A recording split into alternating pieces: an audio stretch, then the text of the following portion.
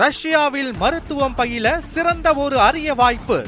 வெளிநாடுகளில் மருத்துவம் பயில சிறந்த முறையில் உதவுகிறது ஏஜே ட்ரஸ்ட் கல்வி குழுமம். கடலூர் மாவட்டம் லால்பேட்டை பகுதியில் உள்ள வீராணம் ஏரியிலிருந்து சென்னைக்கு விநியோகிக்கப்படும் குடிநீரின் அளவு பாதியாக குறைக்கப்பட்டுள்ளது. இதுகுறித்த கூடுதல் விவரங்களை நமது செய்தியாளர் மணிகண்டன் வழங்க கேட்கலாம். வணக்கம் மணிகண்டன். வரலாற்று சிறப்புமிக்க ஒரு நீர்த்தலம், ஒரு ஏரி என்றால் அது வீராணம் ஏரி. அந்த வகையில் இந்த வீராணம் ஏரியில் தற்போது நீரின் அளவு என்னவாக இருக்கிறது? கோடை வெயிலின் தாக்கத்தால் அங்கு வறட்சி ஏற்பட்டிருக்கிறதா? இந்நிலையில் சென்னைக்கு அனுப்பப்படக்கூடிய குடிநீர் அளவும் குறைக்கப்பட்டிருக்கிறது. ஆக விரிவான விவரம் என்ன மணிகண்டன்?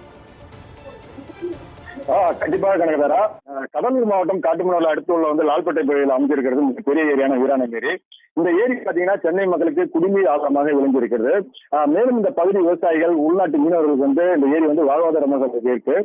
மேலும் இந்த ஏரிக்கு தண்ணீரானது பாத்தீங்கன்னா மேட்டூர் அணையிலிருந்து திறக்கப்படும் தண்ணீர் கல்லணை, கீழணை வடவாறு வழியாக வீராணம் ஏரிக்கு வரும். இது தவிர பாத்தீங்கன்னா நீர்பிடிப்பு பகுதிகளான அரியலூர், பெரம்பலூர், செந்தூரை, ஆண்டிமடம், ஸ்ரீமுஷம் ஆகிய பகுதியில் பெய்யும் மழை நீரும் திறந்து விடப்படும் உதிரி நீரும் பாத்தீங்கன்னா கருவாட்டோட வெண்ணமூலியாக ஏரிக்கு வருது.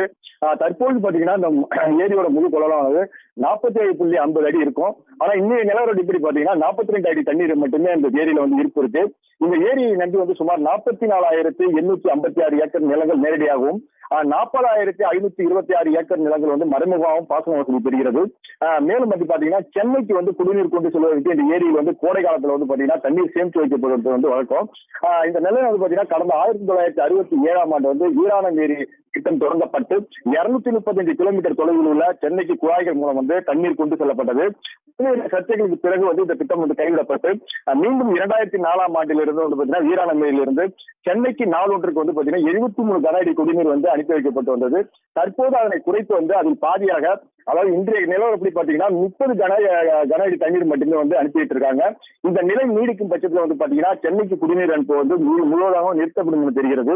இதனால் சென்னையில் ஏற்கனவே மின்சார துண்டிப்பு, குடிநீர் பிரச்சனை என சுற்றி இருக்கும் சென்னை பொதுமக்களுக்கு மேலும் இந்த குடிநீரானது நிறுத்தப்பட்டால் அவர்களுக்கு பெரும் பிரச்சனையாக உருவாக வாய்ப்புள்ளது.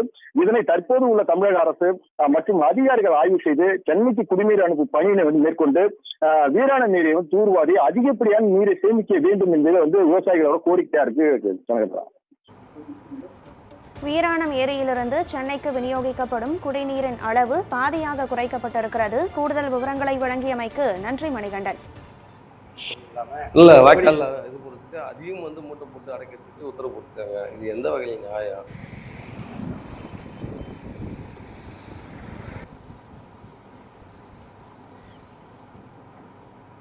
கடலூர் மாவட்டம் காட்டுமன்னார் அருகே உள்ள வீராணம் ஏரியானது தொண்டு தொட்டு முப்போகம் இழந்த பூமி எங்கள் பூமி. தற்பொழுது பார்த்தீங்கன்னாக்கா ஒரு போகத்துக்கே நாங்கள் திண்டாட கூடிய ஒரு நிலைமையில் இருக்கிறோம். மேலும் கடந்த 20 ஆண்டுகளாக 20க்கும் மேற்பட்ட ஆண்டுகளாக சென்னை குடிநீருக்கும் இங்கிருந்து தண்ணி போயிட்டு இருக்கு. கடந்த அதிமுக ஆட்சியிலும் சரி, திமுக ஆட்சியிலும் சரி 73 கன அடி போயிட்டு இருந்த தண்ணி இப்போதும் வெறும் 30 கன அடி தான் போயிட்டு இருக்கு.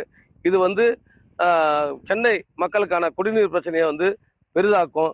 மேலும் பார்த்தீங்கன்னாக்கா அங்கே உள்ள இப்போ ஏற்கனவே மின்சார தட்டுப்பாடு, அந்த தட்டுப்பாடு, இந்த தட்டுப்பாடு ஏகப்பட்ட பிரச்சனை அங்கே போயிட்டு இருக்கு. தண்ணி தட்டுப்பாடு ஏற்பட்ட மிகப்பெரிய ஒரு நெருக்கடியை இந்த அரசு சந்திக்கும். கடந்த ஆட்சியில் அதிமுகவாக இருக்கட்டும், அது திமுகவாக இருக்கட்டும், மெட்ராஸ் தண்ணி 75% மேல் 80% மேல் தண்ணி எந்த தண்ணி பற்றாக்குறையும் இல்லாமல் ஆட்சி நடத்தினாங்க. இப்போ தொடர்ச்சியாக தண்ணி பற்றாக்குறையில் கடலூர் மாவட்டத்திலிருந்து சென்று போகும் தண்ணி சென்னைக்கு கிடைக்காததால் அங்கே உள்ள மக்கள் ரொம்ப கடுமையாக பாதிக்க உள்ளனர். இது போன்ற தொடர்ச்சியாக இந்த நிலைமை நீடித்ததினால் பொதுமக்களுக்கு எங்களை போன்ற மக்களுக்கு நாங்கள் ரொம்ப அவதிப்பு உள்ளதாக ஆகுவதுள்ளது. இது போன்ற சம்பவங்கள் நடக்காமல் இருக்க வேண்டும் என்று நாங்கள் பொதுமக்களாக கோரிக்கை வைக்கிறோம்.